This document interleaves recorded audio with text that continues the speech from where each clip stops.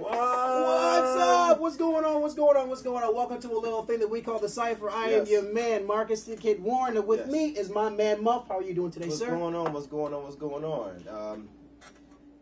Let's just go into it. You know, let me just jump in here. Okay, jump in. One thing I want to give you some guys some back. What we're gonna do right now, we're gonna actually go ahead and review the Eminem album, Recovery.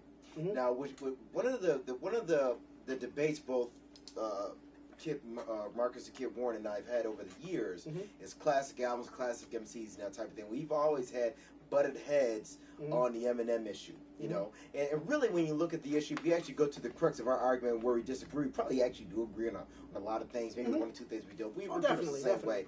But I mean, you know, I think it started off because we were debating, and I'm just going to put it out there, and I don't want to go into it, but we debated who was nice between Biggie and Eminem. And that's when that was like, hey, wait a minute now, that's still Biggie. Now, and before we actually get into the actual Recovery album, just to give you some background with me and Eminem, I love Eminem as an MC. He owned that Larry Bird, right? And what I mean by the Larry Bird, and I explained this before in this segment, is that he's not the best MC in the world, but he's probably in the top 5, right?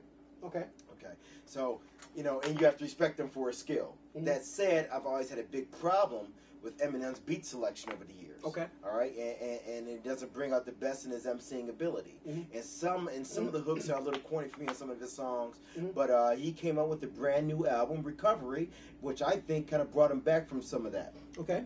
Now, going back to what we were talking about with the whole Eminem Biggie thing, I think that's something that, I mean, like, a lot of people are going to misunderstand what that whole thing is about. So, and I mean, that might have to be touched on another day because we can go on for hours. Yeah, about he want to fight now. I don't want to fight. You know, he's talking to get swole. He gets swole because he said, you know, come on, man. My thing is this, okay, and now the long and short of it is, I said this. My thing with Eminem is a battle rapper. My background is in battle rap. You know what I'm saying? So if you're going to tell me who's the better MC, you put one MC in front of a mic, you put another MC in front of a mic, and you have them battle, who is actually going to win?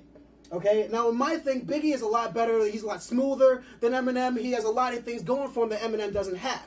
But my thing was always, if you had the two of them get together and have an MC battle, Eminem would be victorious. Now, that was my only point. You can choose to disagree with me. Hit us up on Facebook. You can hit us up on Facebook at Cipher Crew. Be blunt. Put me in my place. Please. Let me know what's going on. I wasn't able to do it because, to me, here's the thing about it. You know, I mean, MCing, being a battle rapper is just one aspect of it. And I'm not so sure he'd just go and murder Biggie. But that's it. Let's just say he would. Because, wait a minute. Okay. See, here we go.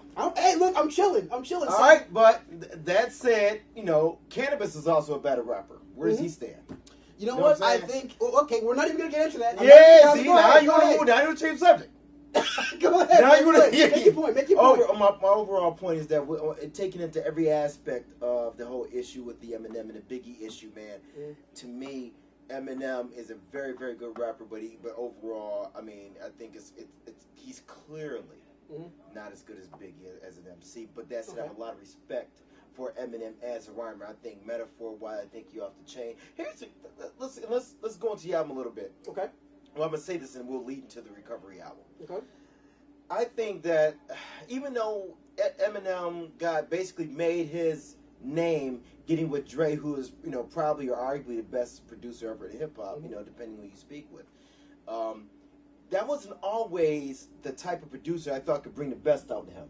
Because when I first really got on Eminem, I bought and I mentioned this beforehand some time ago, I bought the Sound Bombing 2 album where he actually did a song on that album called Any Man, which is kind of in a beat to that. It's very East Coast kind of. And he's always sounded better on those type of beats to me than doing West Coast type of that vibe that he's getting over at Interscope Records with Dre, to me. Right, I agree. So with that said, I think it affected, for me, a guy who's into hip-hop like him, it affected some of his albums, I think. Although the Marshall Mathers EP, I think, is a great album.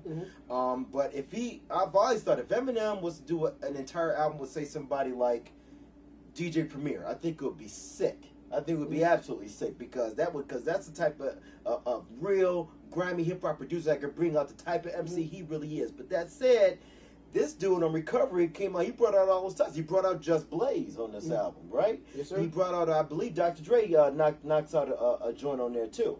I believe. You know, who are the other producers on the album? Are you? I'm not familiar with all the producers on the album. Okay, well, go into the Recovery album. Where you at on it? Well, first I'll go ahead and say from an Eminem fan standpoint. Okay. Somebody who always has liked him since his first album, the Slim Shady LP. Right. Okay. Personally, I thought it was a joke. Went out and bought it for a goof. Little found out this. Well, yeah, because my name is like the first video you seen on there. Like, who is this kid? I thought this was like the Weird Al Yankovic. I didn't know if he's really a rhymer. I thought he's like that dude, Eminem or whatever the heck that guy who's. I don't know. Anyway. Yeah, but anyway, the Slim Shady LP, and I'll try to make this as brief as I possibly can. Slim Shady LP to me was banging. All right, maybe because it took me so off guard that I was like, wow, this guy's actually very dope. Now, then after that, he punches in the face with the Marshall Mathers LP. Now, in my opinion, that is a punch. Oh my goodness gracious! Now, if you ask me, if it wasn't for the beat selection and the beats were like a little bit weak on the Marshall Mathers LP, really? Wait, yes, I think that Marshall Mathers actually brought it home lyrically because he started trying a little bit of different things on the Marshall Mathers LP. I still think it was a great album. I think it's a hair because of the beat selection from being a classic. Well, let me say this to you. See,